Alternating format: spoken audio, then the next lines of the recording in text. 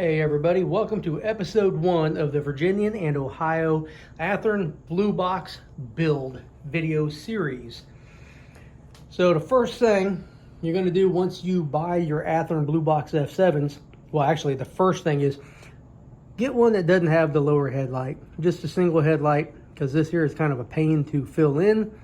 I filled in this one with the existing headlight. I just cut part of it off, shoved it in there. Put some like Bondo body putty type stuff around there, sanded it down and put the herald over top so you can't see it. This will make it a lot easier. So let's talk about what do you need to remove from this to make it an accurate V&O F7.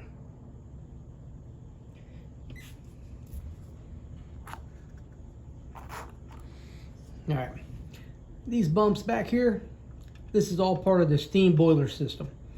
Being that Allen did not have FP7s, we need to remove that like this here. You can do that a lot of different ways. Chisel blade on your X-Acto knife. I use a pair of rail nipper type like pliers looking things, and basically I cut them off, and then I use my chisel blade and I chisel it down to the plastic, and then I sand it just a little bit. Now you have a lot of rivets across here. Ooh, thunder. We got a storm coming in. And so you want to be mindful of these rivets. Now, right here are lift points on the four corners.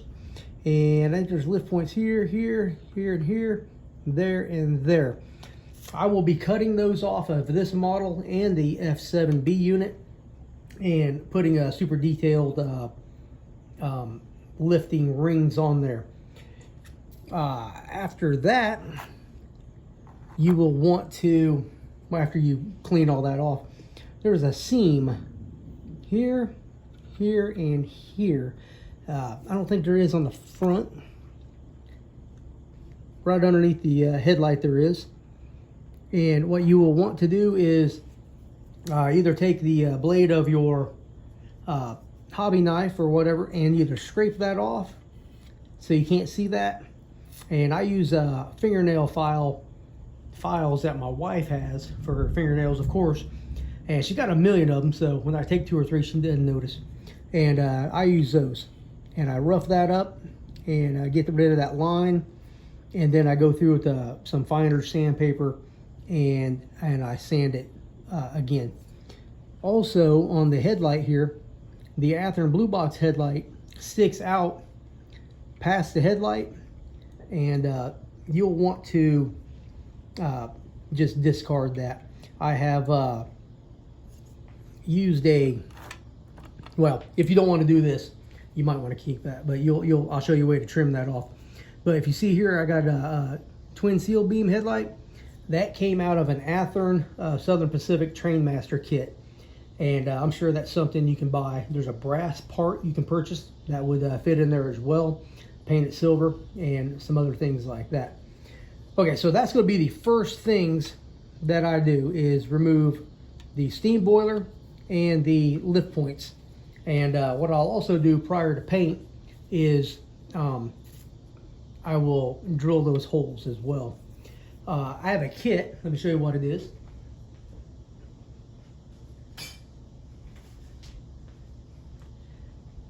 It's laser kit, and this is has the window frames and the windows, because for whatever reason, Blue Box F7s don't come with windows or porthole windows at all, just headlights. And I don't know, everyone I've ever seen didn't have any, and I don't know, maybe they just disappeared somehow, I don't know. But what I'll do is there's a frame that goes in the windows to correct the look of the locomotive, and I will put those in prior to paint, and I will fill in with a little body putty or whatever around the frames. You can see over here where it's not quite pushed out to the edge of the locomotive body itself, and I learned a lesson last time not to paint the locomotive before I put these frames in. So I'll put these frames in, get everything looking right, get them glued in and sanded, bondoed, and all that. And I will go through and pre-drill most of my holes. The grab irons going down the side, I will pre-drill and install those beforehand. And I'm just telling you this now. I'll actually do this in the video and show you how to do it and everything. It's not as hard as what one might see, or what one might seem to think it is. It's actually quite easy. Just go slow. I'm going to list all the detail parts that you're going to need, and they will be in the description.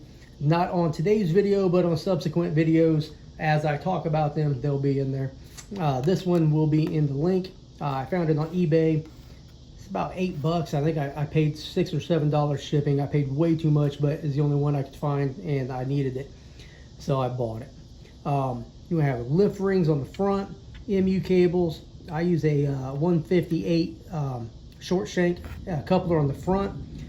There are couplers that are made for other F7s that are made by Katie. I think it's the 450. That is a close coupled unit. I'm not sure if they will work here. I will probably end up cutting this coupler mount off and remounting the coupler inside to the back of the body to get the distance that I want. It should be a scale 3 feet between the units, which is probably about like that. So you can see how much I got to work with. I think that's a good start. I think that's a good start. So before I close, let's talk about the parts bag that everything comes with.